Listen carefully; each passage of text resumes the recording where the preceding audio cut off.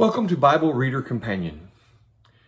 We are continuing our look at Mark chapters 1 through 10 and various things in this. And of course, we are continuing our effort to memorize a verse from this section, to instill it in our memory and understand its significance. And that verse for this week is Mark 9 and verse 7. Mark 9 verse 7 goes like this. And a cloud came and overshadowed them, and a voice came out of the cloud saying, "This is my beloved Son, hear him." Again, Mark 9, verse 7. And a cloud came and overshadowed them, and a voice came out of the cloud saying, "This is my beloved Son, hear him." What do we need to hear about Jesus? What do we need to know about Jesus? Let's look at Mark chapter 2.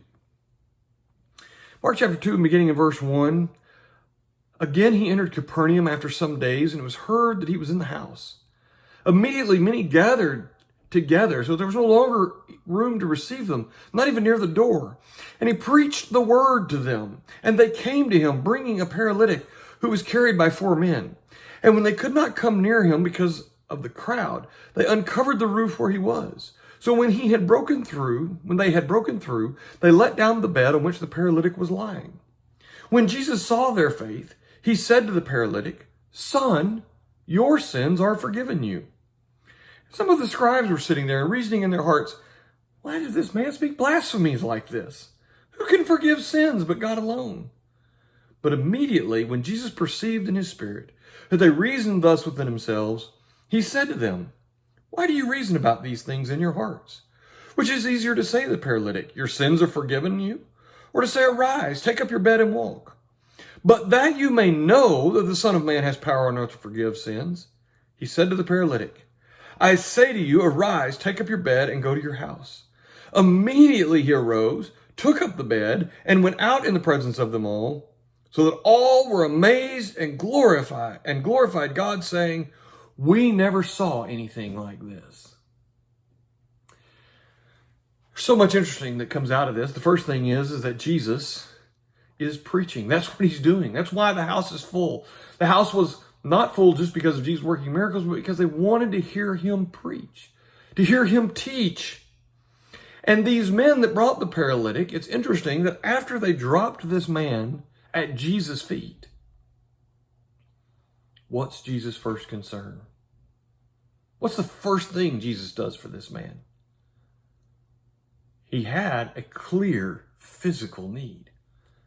That's not the first thing Jesus does for him. Why? Because it's not the most important. First thing he did, "Son, your sins are forgiven you." Not surprisingly, people mocked. Well, who's this guy? He's got the power to forgive sins.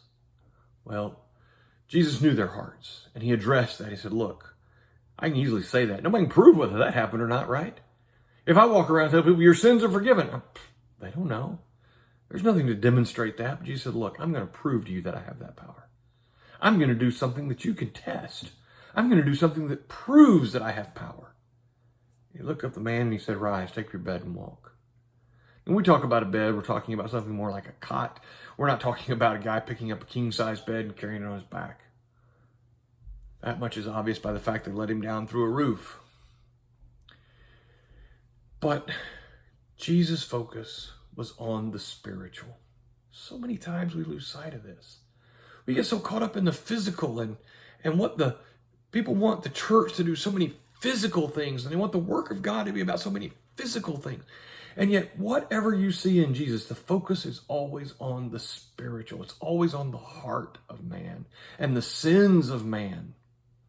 The miracles that he worked were there to prove that he had the power to forgive sins, that he was who he claimed to be, that he was, in fact, the Son of God. Now, the question for us is, number one, what is our focus? Is our focus on the spiritual welfare of mankind, or is it more on the physical welfare of mankind? Because here's a little bit of information. Physical welfare of mankind is temporal. It's passing, it's fleeting. I don't care how much good you do for man on earth, he's still going to die. He's not going to live long on this earth. What we can do for the spiritual aspect of man is eternal. It lasts forever.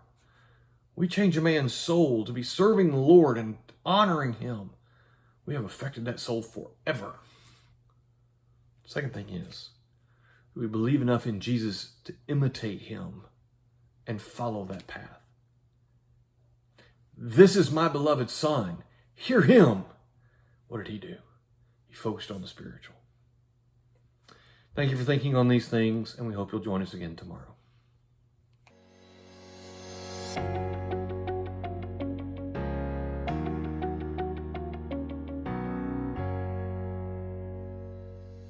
Thank you for taking the time to watch this video. Subscribe to our YouTube channel and follow us on Facebook for more content like this.